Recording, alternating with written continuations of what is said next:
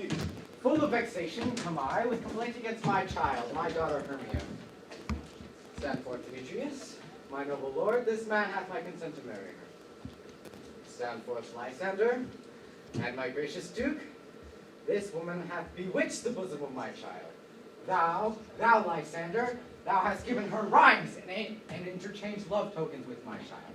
Thou hast by moonlight at her window sung with feigning voice verses of feigning love, and stolen the impression of her fantasy with bracelets of thy hair, rings, gauds, conceits, knacks, trifles, nosegays, sweetmeats, messengers of strong prevailment and unhardened youth. With cunning hast thou filched my daughter's heart, turned her obedience, which is due to me, to stubborn harshness. And my gracious duke, be it so, she will not hear before your grace consent to marry with Demetrius. I beg the ancient privilege of Athens, as she is mine, I may dispose of her, of which shall either be to this gentleman or to her death, according to our law, immediately provided in that case. What say you, Hermia? Be advised, fair maid. To you, your father should be as a god, one that composed your beauties, yea, and one to whom you are but as a form in wax. By him imprinted, and within his power, to leave the figure disfigure it. Demetrius is a worthy gentleman. So is Lysander. In herself she is, but in this kind, one in your father's voice, the other must be held the worthier. I would my father but look with my eyes. Rather your eyes must with his judgment look. I do entreat your grace to pardon me. I know not by what power I made bold, nor how it may concern my modesty, in such a presence here that I do plead my thoughts. But I beseech that I may know what is the worst to befall me in the case if I do refuse to wed Demetrius. Either to die the death or to abjure forever the society of men. Therefore, fair Hermia, question your desires. Know of your youth, examine well your blood. Whether if you yield not to your father's choice, you can endure the liberty of a nun. For I, to be in shady cloister mute, to live a barren sister all her life, chanting faint hymns to a cold fruitless moon. Thrice blessed, they that master sow their blood to undergo such maiden pilgrimage. But earthlier happy is the rose distilled, than that which withering on the virgin thorn grows, lives, and dies in single blessedness. So will I grow, so live, so die, my lord, ere I will yield my virgin patent up unto his lordship, whose unwished yokes my soul consents not to give sovereignty. Take time to pause, and by the next new moon, the sealing day betwixt my love and me, for everlasting bond of fellowship. Upon that day, be prepared to die, for disobedience to your father's will, or else to wed Demetrius as he was, or on Diana's altar to protest for I, austerity, and single life. Relent, sweet Hermia, and Lysander, yield thy crazy title to my certain right. You have her father's love, Demetrius. Let me have Hermia's. Do you marry him? Scornful Lysander, true, he hath my love, and what is mine, my love shall render him. And she is mine, and all my right of her I do estate unto Demetrius. I am, my lord, as well derived as he, as well possessed. My love is more than his. My fortunes every way is fairly ranked, if not with vantage, as Demetrius's. And what is more than all these boasts can be, I am beloved of beauteous Hermia. Why then should I not prosecute my right? Demetrius, I'll avouch it to his head, made love to Nadar's daughter Helena, and won her soul. And she, sweet lady, dotes, devoutly dotes in idolatry upon this spotted and inconstant man. I must confess that I've heard so much, and Demetrius not to have spoke thereof, but being full of self-affairs, my mind did lose it. But Demetrius come, and come, Aegeus, you shall go with me. I have some private schooling for you both. For you, fair Hermia, look you arm yourself to fit the fancies of your father's choice, or else the law of Athens yields you up, by which no means we may extenuate to death or to a vow of single life. Come, Palta, would cheer my love? Demetrius and Aegeus go. I must employ you in some business against our nuptial, and confer with you of something that merely concerns yourselves. With duty and desire we follow you.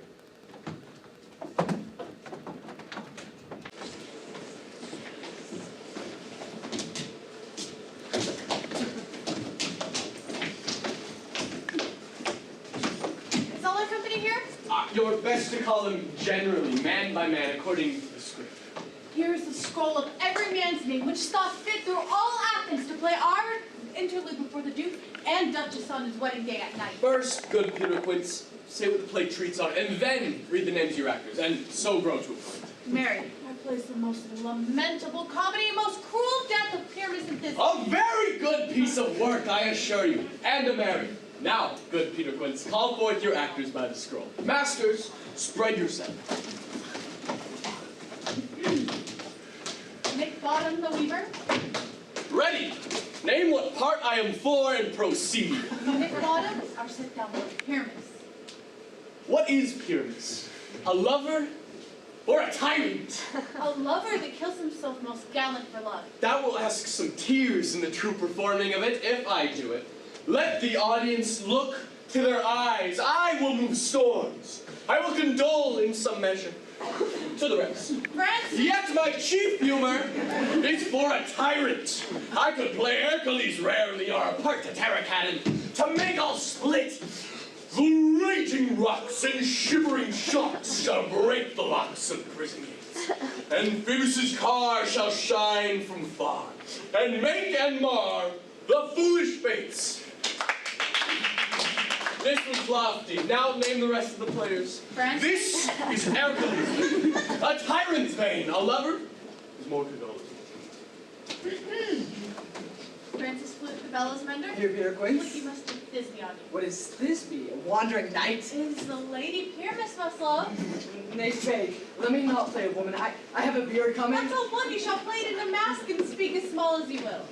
And I may hide my face. Let me play Thisbe too. I will speak in a monstrous little voice. Thisbe, Thisbe. Oh, Pyramus, my lover dear! I mean dear and Thisbe dear! No, no, you must play Pyramus and flute, you Thisbe. Well, proceed. From Starveling the Driller, Here, Peter Quince. you Thisbe's mother. Snout the Tinker, Here, Peter Quince. Pyramus's father, myself, Thisbe's father, and Snug the Joiner. You, the lion's part. And I hope here's a play fitted. Have you the line's part written? Pray you. If it be, give it me, for I am a slow study. You may do it extempore, for it is nothing but roaring. Let me play the lion too. I will roar that I will make any man's heart good to hear me. I will roar that I will make the Duke say, let him roar again. Let him roar again. And you should do it too terribly. You would fright the duchesses and the ladies that would shriek, and that were enough to hang us all. And that would hang us, every mother's son. I grant you, friends, if you should frighten the ladies out of their wits, they would have no more discretion but to hang us. But I will aggravate my voice so that I will roar you as gently as any sucking dove. I will roar you and tware any nightingale. Roar! You can play no harp of Pyramus, for Pyramus is a sweet-faced man, a proper man, as one shall see in a summer's day, a most gentlemanly-like man. Therefore, you must needs play Pyramus. Well, I will undertake it. But, masters, here are your parts, and I am to entreat you, request you, and desire you to come them by tomorrow night and meet me in the palace wood a mile without the town. There we will rehearse, for if we meet in the city, we will be dogwood company at our own Versailles down. In the meantime, I will draw up a bill of property such as our play wants. I pray you fail me not. There we may rehearse most obscenely and courageously. Take pains, be belle fille. Adieu. At the Duke's open. Enough. Hold or cut bowstrings. Over hill, over dale, through bush, through briar, over park, over pale, through flood, through fire. I do wander everywhere, swifter than the moon's spear. And I do serve the fairy queen, to do her orbs upon the green. How so tall her pensioners be, the gold coat spots you see? Those be rubies, fairy favors. In those freckles lived their savors. I must go seek some dewdrops here, and hang a pearl for your cowslips here. Farewell, thou lovely spirits, I'll be gone. The queen know her elves, come here anon. The king doth keep his revels here tonight. Take heed the queen come not within his sight. For Oberon is passing, fell and wrath, because that she, as her attendant hath, a lovely boy, stolen from an Indian king. She never had so sweet a changeling. And jealous Oberon would have the child, knight of his train, to trace the forest wild. But she perforce withhold the loved boy, crowns him with flowers, and makes him all her joy. And now they never meet, in grove or green, by fountain clear or spangled starlight sheen, but they do square, that all their else or fear creep into acorn cups and hide them there. Here I mistake your shape, and make you white, else you are less rude, and nature sprite, rather good fellow. Are not you he that frights the maidens of the villagery, skim milk, and sometimes labor in the barn? Bootless make the breathless housewife churn, and sometime make the drink to bear no bar. Mislead night wanderers, laughing at their harm. Those that hobgoblin call you sweetheart, you do their work, and they shall have good luck, or not you he. Thou speakest aright. I am that merry wanderer of the night. I jest to Oberon, and make him smile when I, a fat and bean-fed horse beguile, neighing in likeness of a filly foal, and sometimes walk I in a gossamer's foal in very likeness of a roasted crab, and against her lips I bob, and on the withered dewlap pour the ale, the wisest aunt telling the saddest tale. Sometimes 3-foot stool mistaketh me, then slip I from her bum, and down tumbles he, and Taylor cries, and falls into a cough, and the whole Taylor holds their hips, and laughs and whacks in their mirth, and knees and swear. A merrier hour was never wasted there. But room fairy, here comes Oberon. And here my mistress would that he were gone. Ill met by moonlight, proud Titania. What? Jealous Oberon? Very skip hence, I have forsworn his bed and company. Tarry, rash wanton, am not I thy lord? Then I must be thy lady. Why art thou here come from the farthest step of India, that pursuit, the bouncing Amazon, your buskin mistress, your warrior love, to Theseus must be wedded, and you've come to give their bed joy and prosperity. How canst thou thus for shame, Titania, glance at my credit with Hippolyta, knowing I know thy love to Theseus? These are the forgeries of jealousy.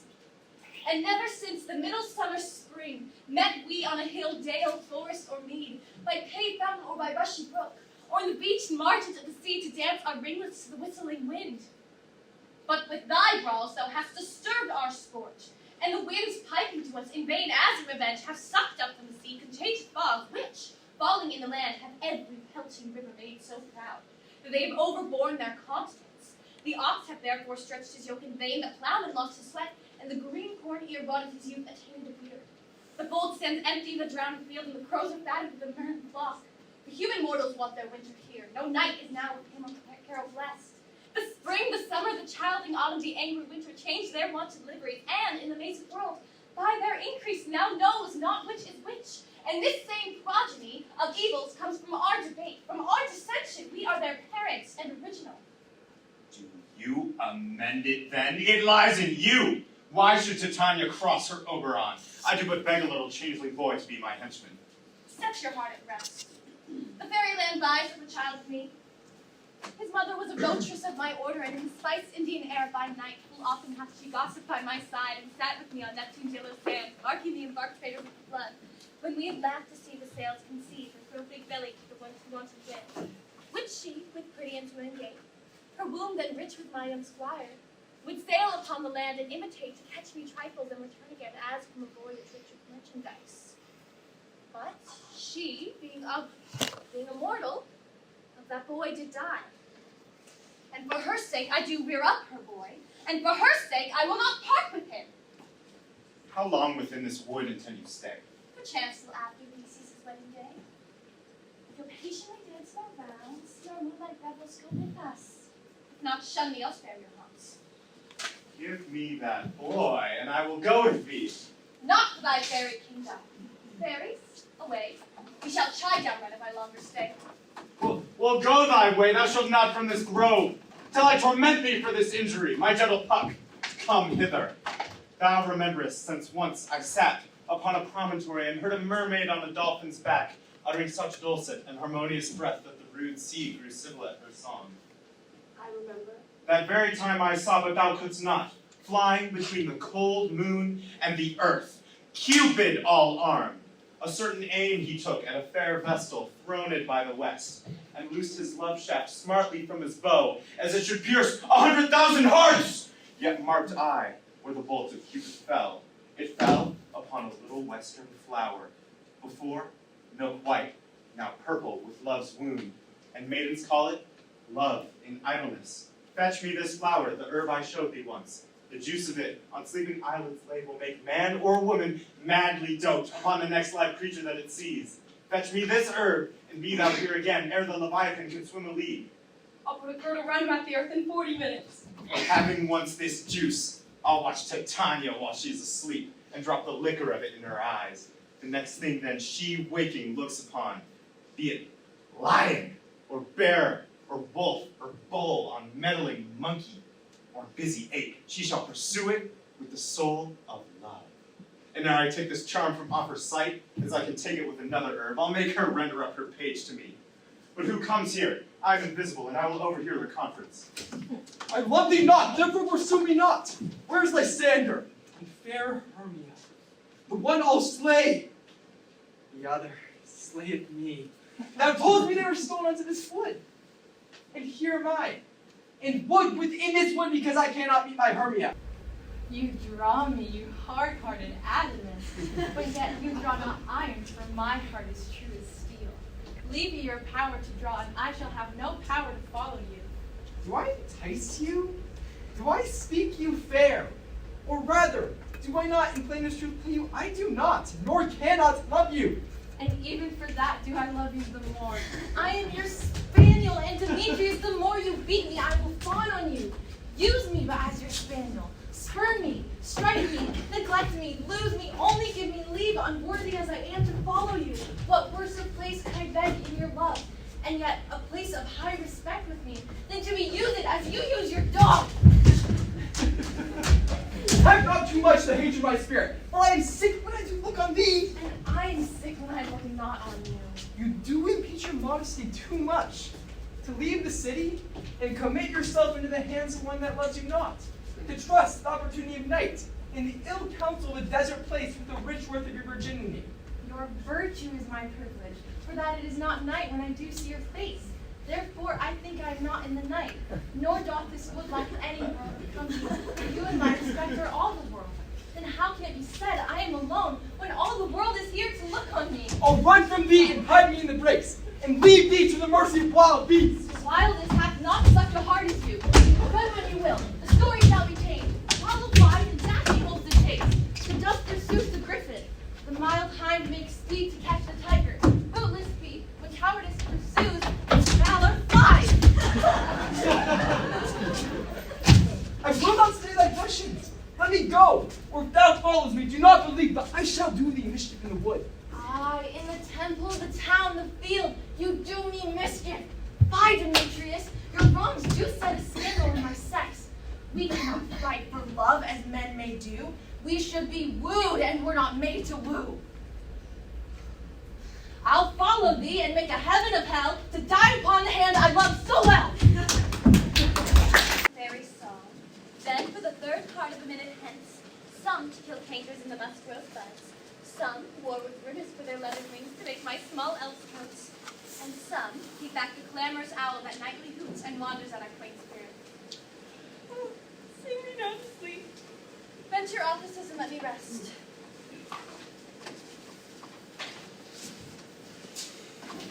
You spotted snake with double tongue, thorny hedgehogs be not seen. Newts and blind worms do no wrong. Come not near our fairy queen. Fill them now with melody, sing in our sweet lullaby. La la la la lullaby, la la lullaby. Never harm nor spell nor charm, come our lovely lady night. So good night with lullaby. Weaving spiders come aside, hands in long legs, hands like spinner's webs, reeds of milk, one more smell, no more smell, no more fence, no more fence. Fill a mouth with melody, sing in our sweet lullaby. La la la la lullaby, la lullaby. Never harm nor spell nor charm, come our lovely lady night. So good night with lullaby.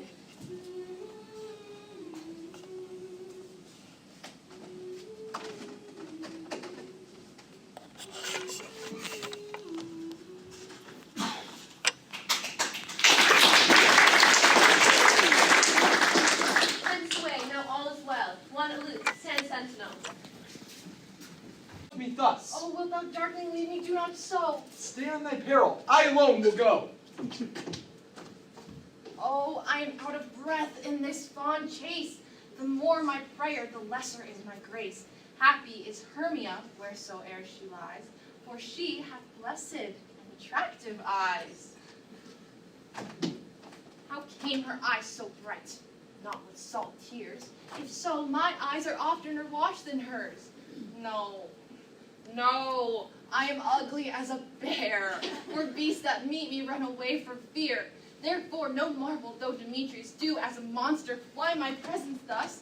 What wicked and dissembling glass of mine made me compare with Hermia's fiery eye? But who is here? Lysander on the ground, dead or asleep, I see no blood, no wound. Lysander, if you live, good lady, awake. And run through fire I will for thy sweet sake. Transparent Helena, nature shows art that through thy bosom makes me see thy heart. Where is Demetrius? Oh, how fit a word is that vile name to perish on my sword. Do not say so. Lysander, say not so. What though we love your Hermia, Lord, what though? Yet Hermia still loves you, then be content. Content with Hermia? No, I do repent the tedious minutes I with her have spent. Not Hermia, but Helena I love, who would not change a raven for a dove. The will of man is by his reason swayed, and reason says you are the worthier maid. Things growing are not ripe until their season, so I, being young till now, ripe not to reason, but touching on the point of human skill, reason becomes the marshal to my will, and leads me to your eyes, where I o'erlook love's stories written in love's richest book. Wherefore was I to this keen mockery born? When at your hands did I deserve this scorn? It's not enough, young maid, that I did never, no, nor never can deserve a sweet look from Demetrius' eye, but you must flout my insufficiency? Good troth you do me wrong, good sooth you do in such disdainful manner me to woo, but fare you well. Perforce I must confess I thought you a lord of more true gentleness. Oh, that a lady of one refused should of another therefore be abused. She sees not Hermia. Hermia, sleep thou there, and never mayest thou come Lysander near. For as a surfeit of the sweetest things, the deepest loathing to the stomach brings, or as the heresies that men do leave, are hated most by those they did deceive, so thou, my surfeit and my heresy, of all be hated, but the most of me. And all my powers, address your love and might, to honor Helen and to be her knight.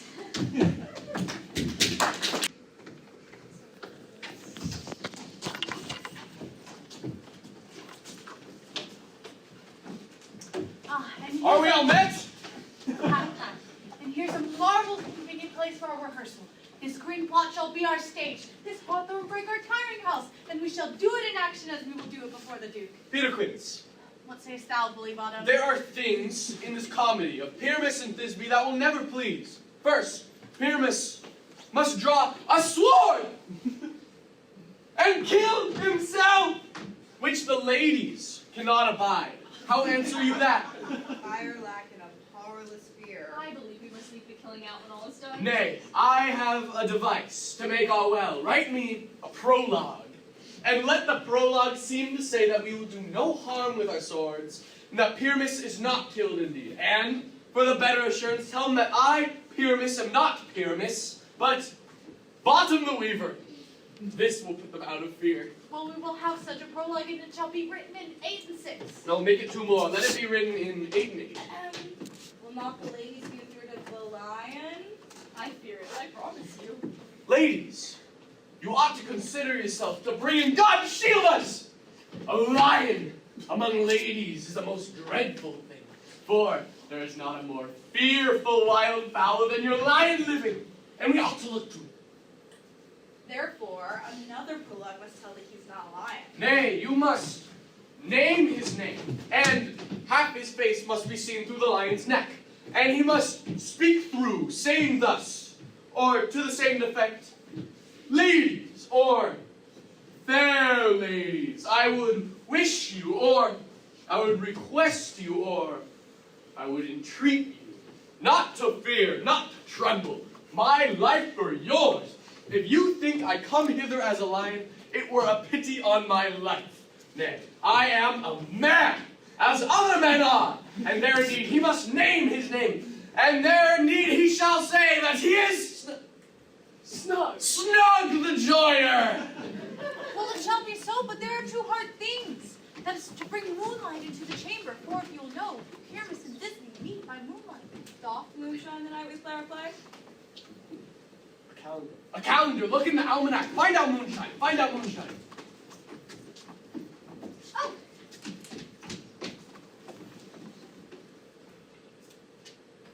Ah, yes, it does not shine that night. Why, then may we leave a casement of the great chamber window where we play our play open, and the moon may shine in the casement. Aye, or one else must come in and he says to come to disfigure or present the person of moonshine.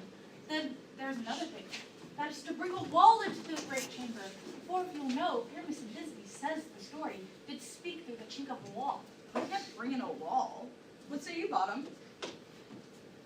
Some man or other must present wall.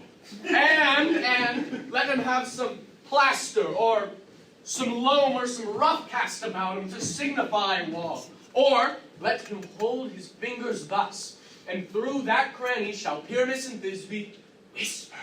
If that may be, then all is well. Come sit down, every mother's son, and rehearse your parts. Pyramus, once you have spoken your speech, in turn do that break, so everyone according to his cue. What hempen homespun have we swaggering here? So near the cradle of the fairy queen. What, a play tour? I'll be an auditor, an actor too, if I see cause.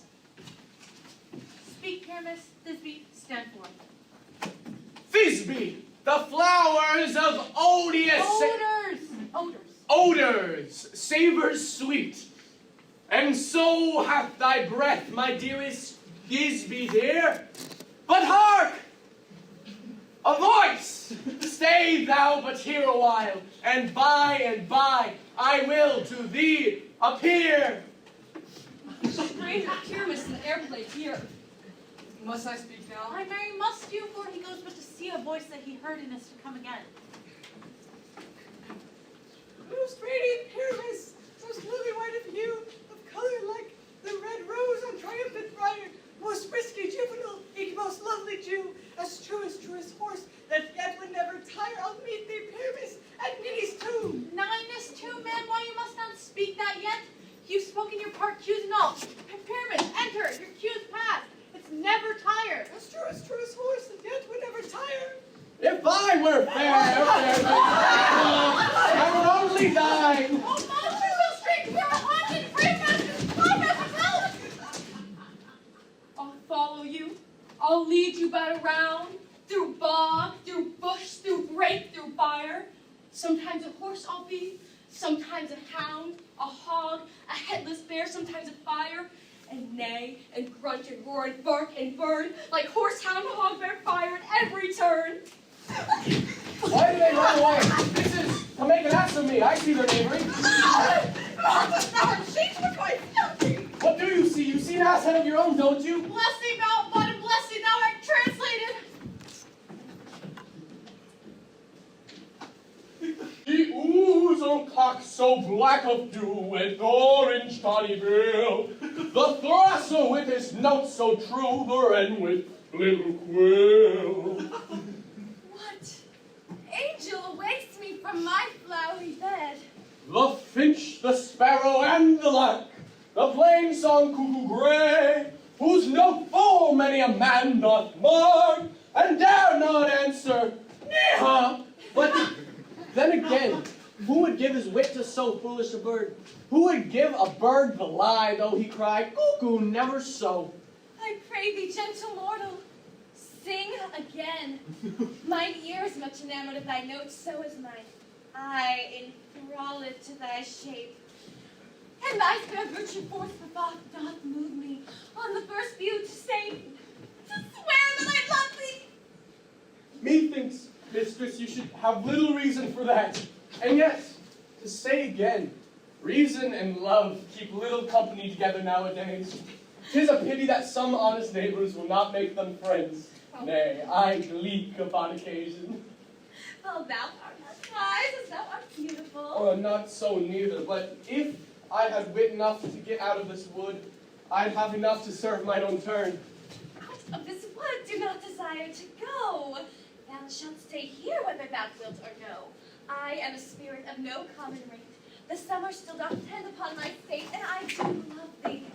Therefore go with me, and I shall give thee fairies to attend on thee, and they shall fetch thee jewels from the deep, while thou on pressed flowers dost sleep. And I will purge thy mortal grossness so, that thou shalt like an airy spirit go. Peas blossom, cobweb, moth, mustard seed, dewdrop, and willow. Ready, and I, and I, and I. Where shall we go? Be kind and courteous to this gentleman. Hop in his walks and gambol in his eyes. Feed him with apricots and dewberries, with purple grapes, green figs, and mulberries. The humble bags steal from the honeybees, and for night tapers crop their waxen thighs, to light them at the fiery glowworm's eyes, to have my love to bed and to arise, and to pluck the wings from painted butterflies, to fan the moonbeams from his sleeping eyes.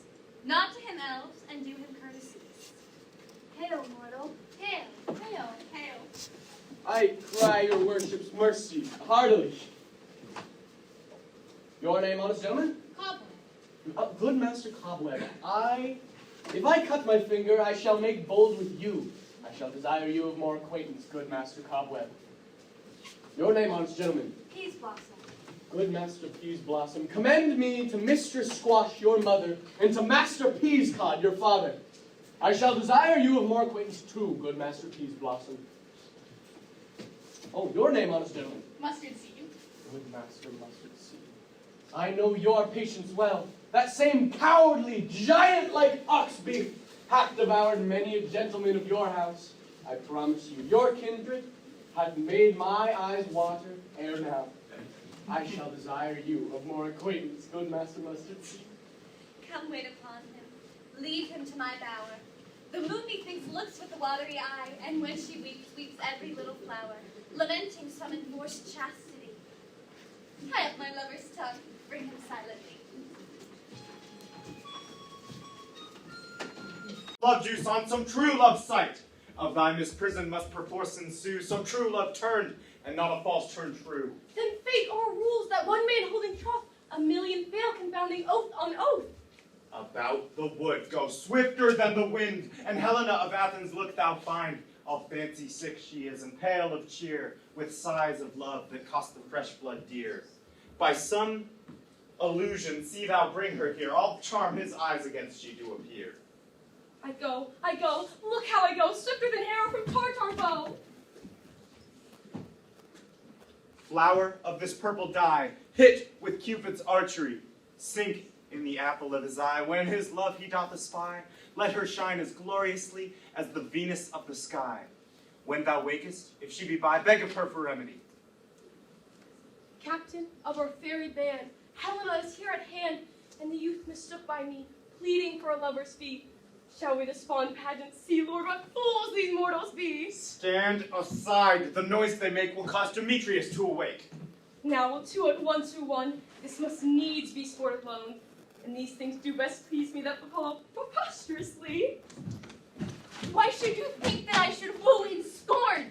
Scorn and derision never come in tears. Look, when I vow, I weep, and vow so born in their nativity all truth appears. How can these things in me seem scorn to you, bearing the badge of faith to prove them true? You do advance your cunning more and more. When truth kills truth, oh devilish holy fray, these vows are Hermia's. Will you give her o'er? I had no judgment when to her I swore, nor none in my mind, now you give her o'er. Demetrius loves her, and he loves not you. Oh, Helen, goddess, nymph, perfect divine, to what my love shall I compare thine eyne? Crystals mighty, oh how ripe in show, thy lips, those kissing cherries, 10th row, that pure congealed white, high porous snow, fanned with the eastern wind, turns to a crow. When thou hold'st up thy hand, oh let me kiss this princess of pure white, the seal of bliss.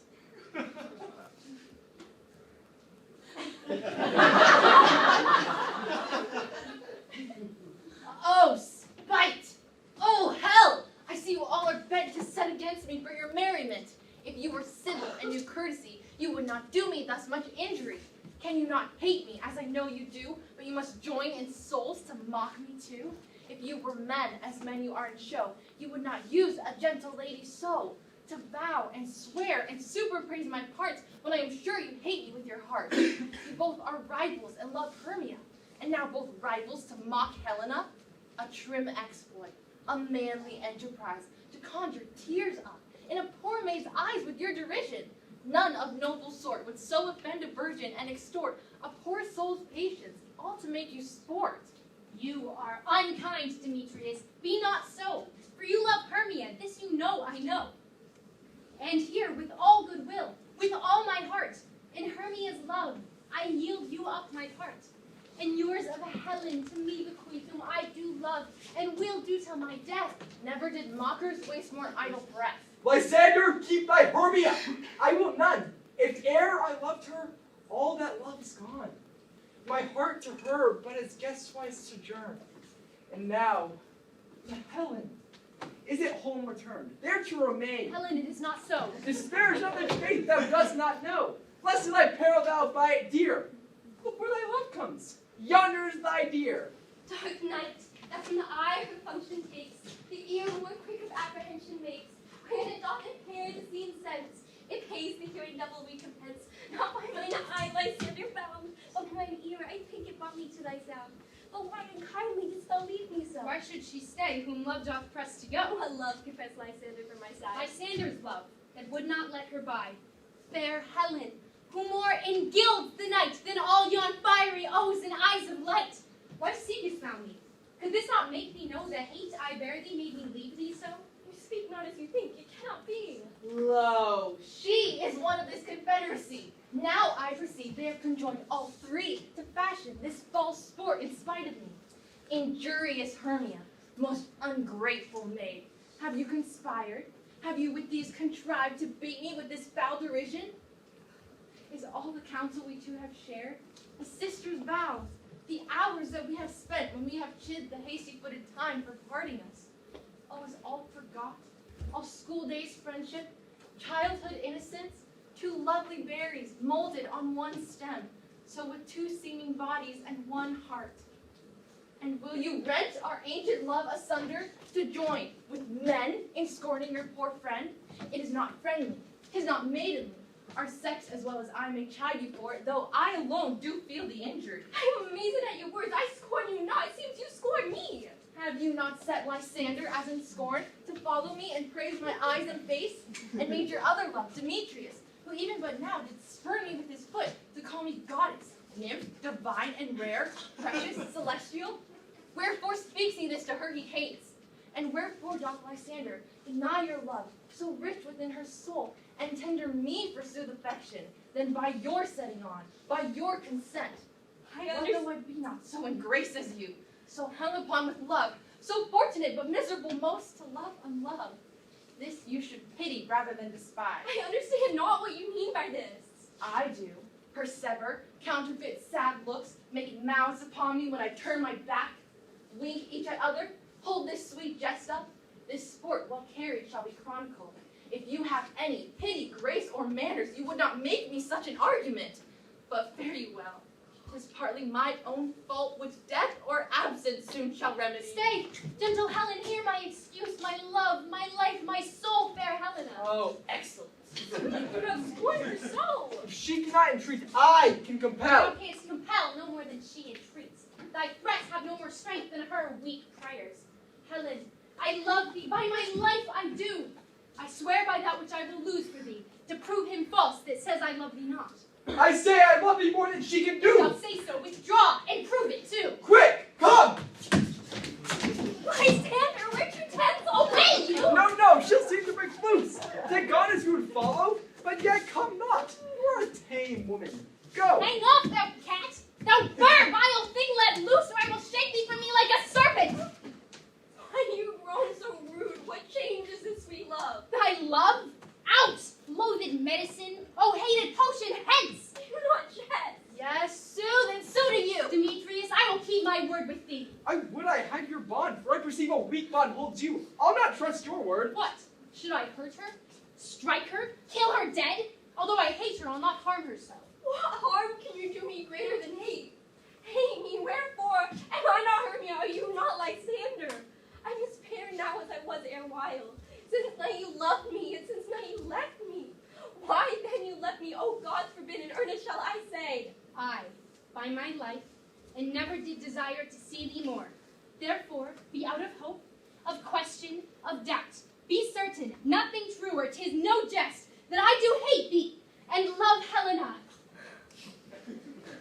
Oh me, you juggler, you canker blossom, you thief of love! Why have you come by night and stolen my love's heart from her? Fine of faith, have you no modesty, no maiden shame, no touch of bashfulness?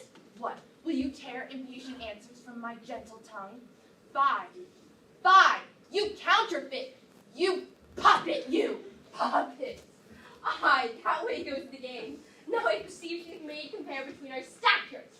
She urged her height, and with her personage, her tall personage, her height, forsooth she has prevailed with her. And are you grown so high in her esteem because I'm so torpid and so low? How low am I, thou painted maypole? How low am I? I'm not yet so low that my nails cannot reach up to the eye! I pray you, though you mock me, let her not hurt me. I was never cursed. I have no gift at all in shrewdness. I'm a right maid for my cowardice. Let her not strike me.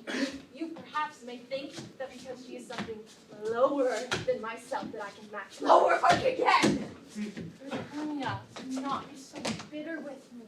I evermore did love you, Hermia. Did ever keep your counsels, never wronged you. Save that in love unto Demetrius.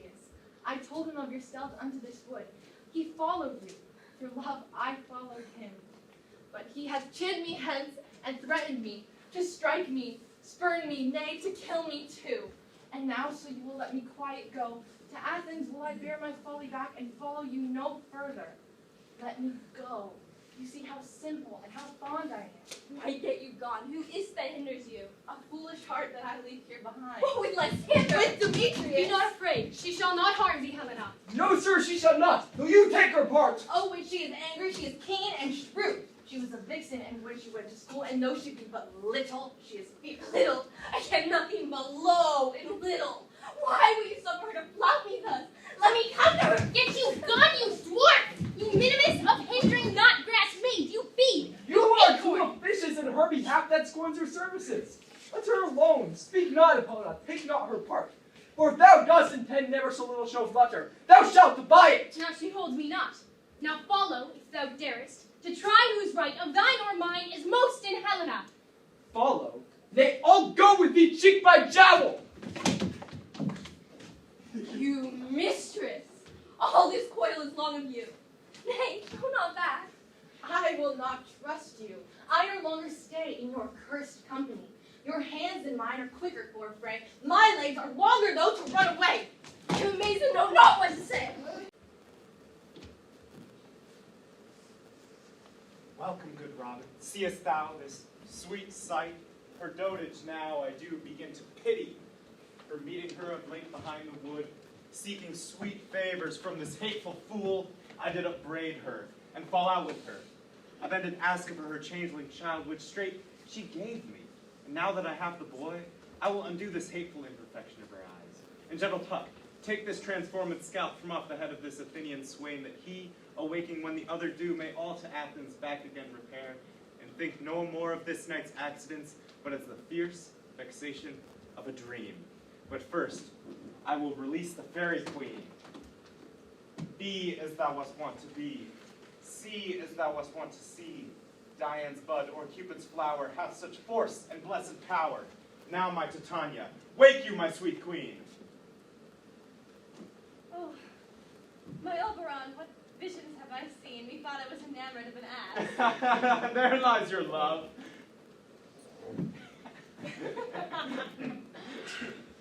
How came these things to pass?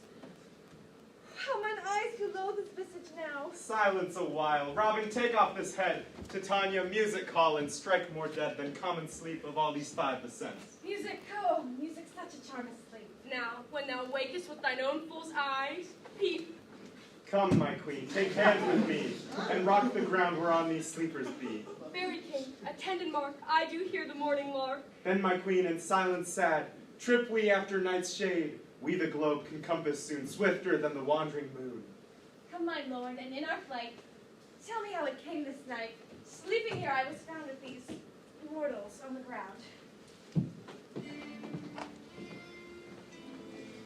Go, one of you, and find out the forester, for now our observation is performed. And since we have found the voward of the day, my love will hear the music of my hounds. Uncoupling the Western Valley. Let them go. Dispatch, I say, and find the forester. We will, fair queen, up to the mountaintop, to mark musical confusion of hounds and echo in conjunction. I was with Hercules and Cadmus once, when in a wood of Crete they bade the bear, with hounds of Sparta. I never heard such gallant chiding, for besides the groves, the skies, the fountains, every region ear seemed all one mutual cry. I never heard so musical a discord, such sweet thunder. My hounds were bred of the Spartan kind, crooked kneed and dewlap like Sicilian bulls, slow in pursuit, but matched with mouth like bells. Each under each, a cry more tunable, was never hauled to, nor chewed with horn in Crete and Sparta, nor in Thessaly. Judge when you hear. But soft, what nymphs are these? My lord, this is my daughter here asleep. And this Lysander. This Demetrius is, and this Helena. Old Nadar's Helena. I wonder if they're being here together. No doubt they rose up early to observe the rite of May, and hearing our intent came in grace of our solemnity. But speak, Aegeus, is this not the day that Hermia should answer of her choice? It is, my lord. Go, bid the huntsmen, wake them with their horns.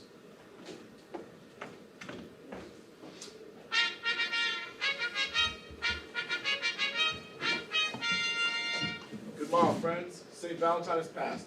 Begin these woodbirds but to couple now? Pardon, my lord. I pray you all stand up. I know you two are rival enemies. How comes this gentle concord of the world? This hatred is so far from jealousy. To sleep by hate and fear no enmity? My lord, I shall reply amazedly, half sleep, half waking. But as yet I swear I cannot truly say how I came here. But I think, for truly would I speak, and now I do bethink me. So it is. I came with Hermia hither. Our intent was to be gone from this place, where we might, without the peril of the Athenian Enough! laws— Enough! My lord, you have enough. I beg the law upon her head, they would have stolen away. They would Demetrius, thereby to have defeated you and me, you of your wife, and me of my consent that she should be your wife. My lord, fair Helen told me of their self, of this their purpose, hither to this point, and I, in fury, hither followed them, and fair Helen, in fancy, followed me. But my lord, I wot not by what power, but by some power it is, my love to Hermia melted as the snow, seems to me now as the remembrance of an idol god, which in my childhood I did dote upon. And all the faith, the virtue of my heart, the object and the pleasure of mine eye, is to Helena. To her, my lord, was I betrothed ere I saw Hermia. But like a sickness did I loathe this food. But as in health, come to my natural taste. Now I do wish it, love it, long for it, and forevermore will be true to it. Fair lovers, you have fortunately met. Of this discourse we more will hear anon. Aegeus, I will overbear your will, for in the temple, by and by, with us, these couples shall eternally be knit. And for the morning now is something worn, our purpose hunting shall be set aside. Away with us, Athens, 3 and 3. We'll hold a feast in great solemnity.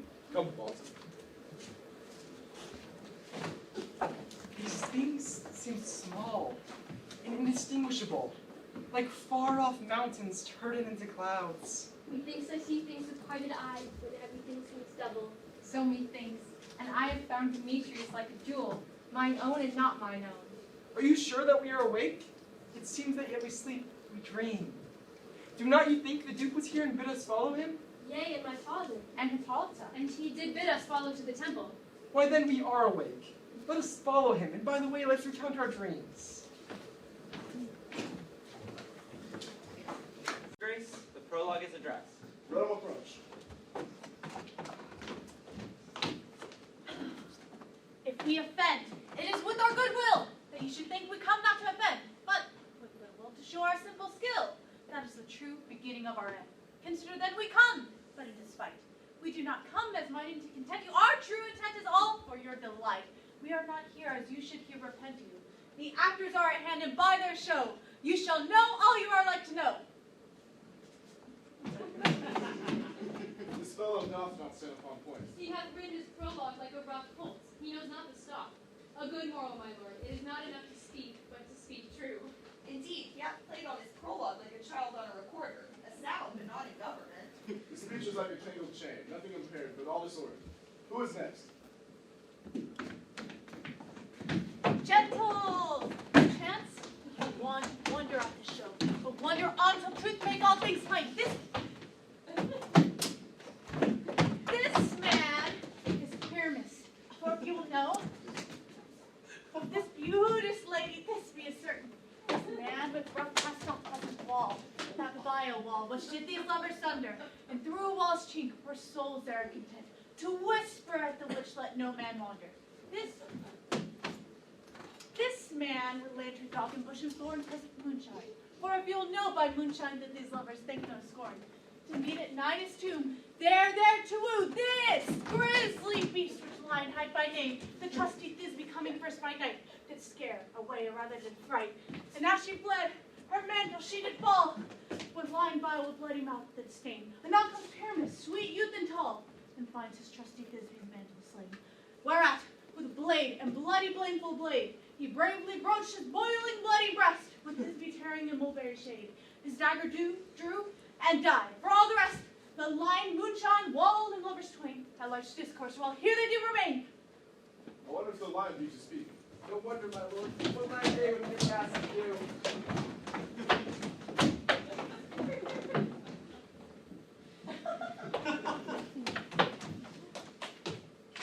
In this same interlude it doth befall that I, one stout by name, present a wall, and such a wall as it would have you think, which had in it a crannied hole or chink, through which the lovers, Pyramus and Thisbe, would whisper often, very secretly, this loam, this rough cast, this stone doth show, that I am that same wall. The truth is so.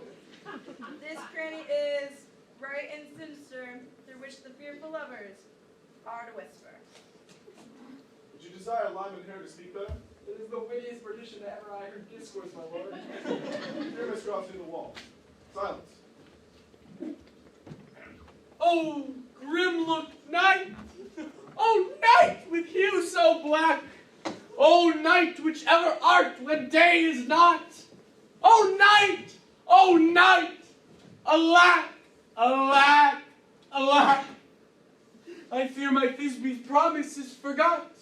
And that wall, oh sweet, oh lovely wall that stands between her father's ground and mine. And thou wall, oh sweet and lovely wall, show me thy chink to blink through with mine eye. Thank you, courteous wall. Jove shield thee well for this. But what see I? No Thisbe do I see. Oh, wicked wall, through whom I see no bliss. Cursed be thy stones for thus deceiving me.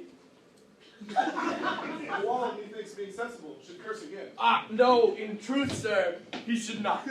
She is to enter now, and I am to spire through the wall. Ah, yonder she comes. You shall see what all fall pat as I told you.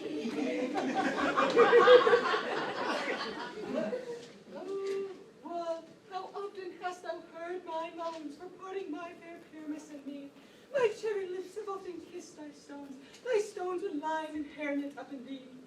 I see a voice. Now I will to the chink so I can hear my Thisbe's face. My love, thou art my love, I think.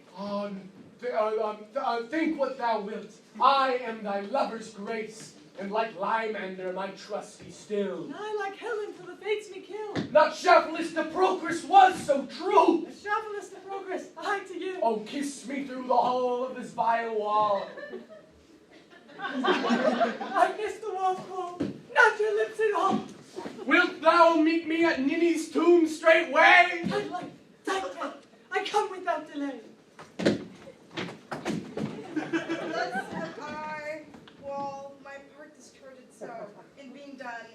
right off now.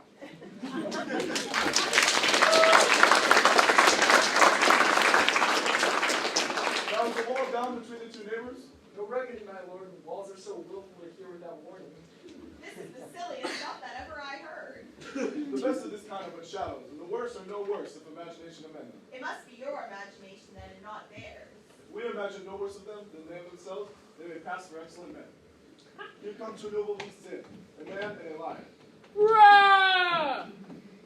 You ladies, you whose gentle hearts do fear the smallest monstrous mouse that creeps on floor, may now perchance both quake and tremble here, when lion rough in wildest rage doth roar.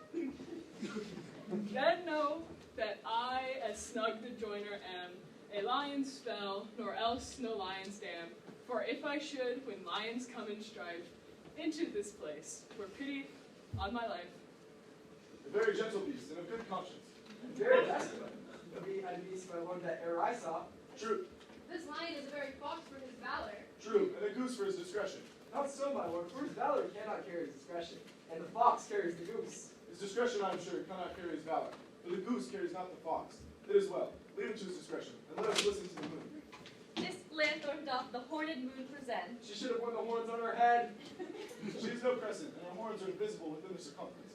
This lanthorn doth the horned moon present. Myself, the man in the moon, do seem to be. This is the greatest error of the rest. How else is it the man in the moon? They have not come there for the candle, for you see it is already in snuff. I'm aweary of this moon. What he would change? It appears by a small act of discretion that he is in the wind. But yet, in courtesy, in all reason, we must stay the time. Proceed, moon. All I have to say is to tell you that this lanthorn is the moon, myself the man in the moon, this thornbush my thornbush, and this dog my dog. Why, all these should be in the lanthorn, for all these are in the moon. But silence! Here comes Thisbe. This is old Minnie's tomb. Where's my love? Well roared, lion. Well run, Thisbe. Well shown, moon. Truly the moon shines with good grace. Well moused, lion. And then came Pyramus. And so the lion vanished.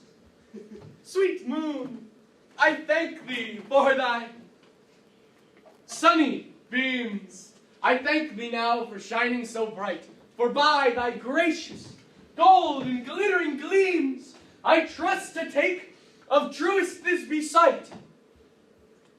But stay, oh spite! But mark, poor knight, what dreadful dole is here.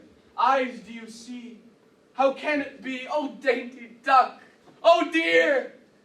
Thy mantle good, what? Stained with blood! Oh, approach ye furies fell! Oh fates, come, come, cut thread and thrum, quail, crush, conclude, and quell! This passion and the death of a dear friend would go sheer to make a man look sad. Fish through my heart, but I pity the man. Oh, wherefore, nature, didst thou lion frame, since lion vile hath deflowered my dear, and which is, no, which was the fairest dame, that lived, that liked, that loved, that looked with cheer, out sword and wound, the pap of Pyramus, aye, that left pap, where heart doth hop. Thus die I, thus. Now I am dead. Now I am fled. My soul is in the sky. Tongue, lose thy light. Moon, take thy flight. Now die. Die.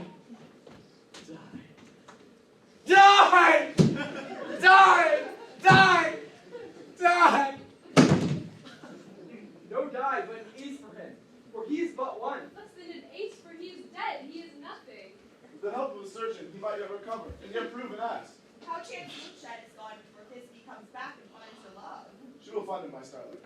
Here she comes, and our passion ends the play. Methinks she should not use a logwood for such a pyramid. I hope she will be brief. A moat will turn the balance, which Pyramus, which Thisbe is the better. for a man, God warns us, she for a woman, God bless us. She hath spied him already with those sweet eyes.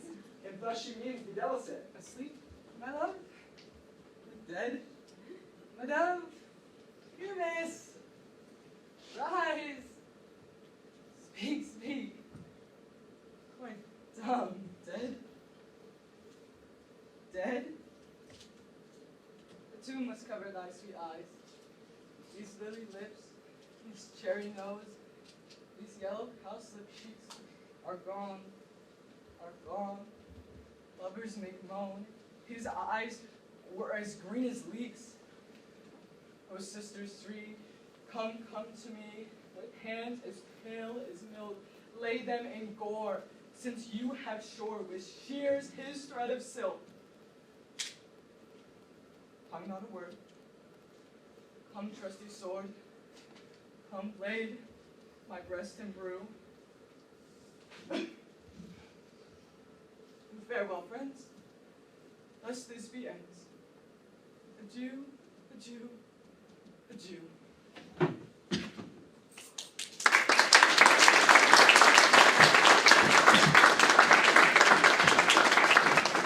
Who's trying to find or left to bury the dead? I and Wall too. Ah, no, I promise you, the wall is down that parted their fathers.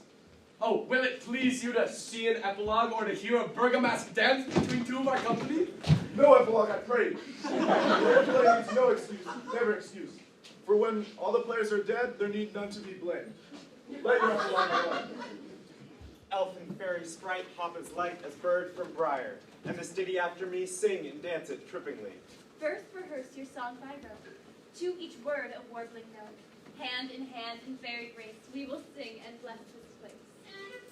Now until the break of day, through this house each fairy stray, and the best bride bed will we, which by us shall blessed be, and the issue there create ever shall be fortunate. So shall all these couples three ever true and loving be, and the blots of nature's hand shall not in their issue stand. Never mold, hairlip, nor scar, nor mark, prejudice, such as are despised in nativity, shall upon their children be. And with this field do consecrate, every fairy take his gate, and each several chamber blessed through this palace with sweet peace, and the owner of it blessed ever shall in safety rest. Trip away, make no stay, meet me all by break of day.